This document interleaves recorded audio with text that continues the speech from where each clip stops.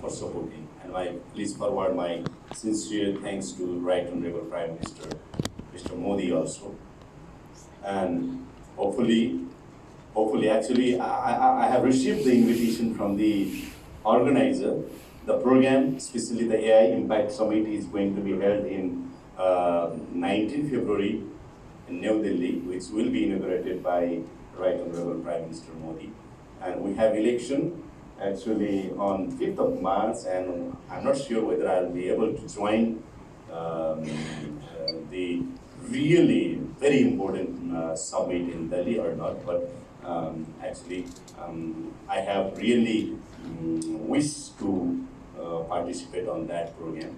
But whatever the thing, हामी नेपालमा हेर्नुस्, मैले तपाईँ सबै मेरो भाइ बहिनीहरू हुनुहुन्छ, तपाईहरुलाई भनेको मैले त्यो एउटा कोठामा एआई सेन्टर अहिले सुरु गरेँ के कोठामा, अनि त्यसको नेक्स्ट विक म चाहिँ I was in Seoul, south Korea, and I could discover the AI Foundation, त्यो सोलको मेट्रोपोलिटन सिटीले अपरेट गरेको म छक्क परेँ।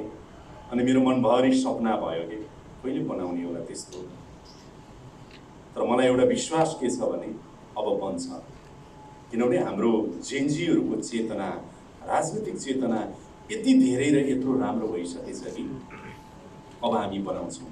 त्यसैले म यहाँहरूलाई आज आग्रह गर्न चाहन्छु। अर्को कुरा, लास्ट बट नट लिस्ट, हामी 5th of मार्चमा चुनाव गर्दैछौँ।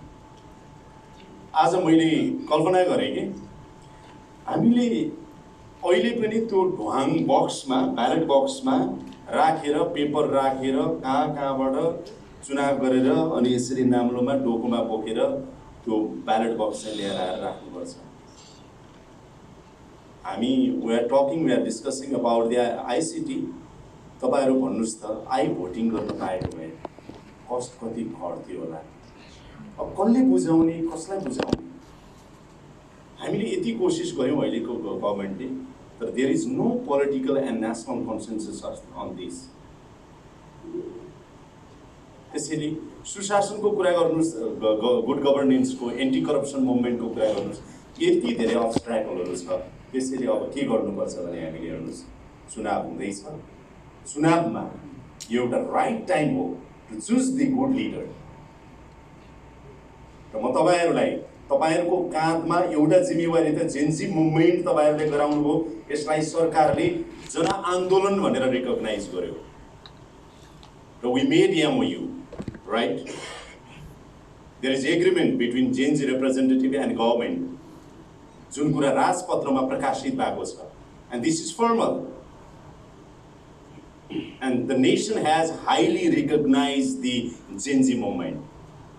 So यो अपर्च्युनिटी लिँदै अब हुने इलेक्सनको सन्दर्भमा म आजै यहाँहरूलाई आग्रह गर्न चाहन्छु, प्लिज तपाईहरु भनेको हाम्रो देशको शक्ति हो, पावर हो, इनर्जी हो। त्यसैले अब 5th of मार्चमा जुन इलेक्सन हुँदैछ, त्यो इलेक्सनमा राम्रो नेता छानेर पठाउनु र कतिपय तपाईहरु आफै नेतृत्वको लागि तयार हुनु होला।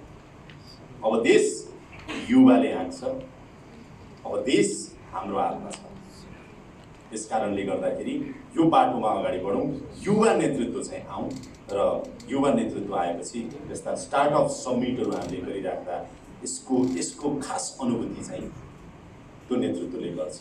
आज म जसरी यहाँ चाहिँ नि तपाईहरुको सबै कुरा छुटाएर भए पनि यसलाई प्राथमिकता दिएर आए, अब त्यो अवस्था सृजना गर्दै लानुपर्छ।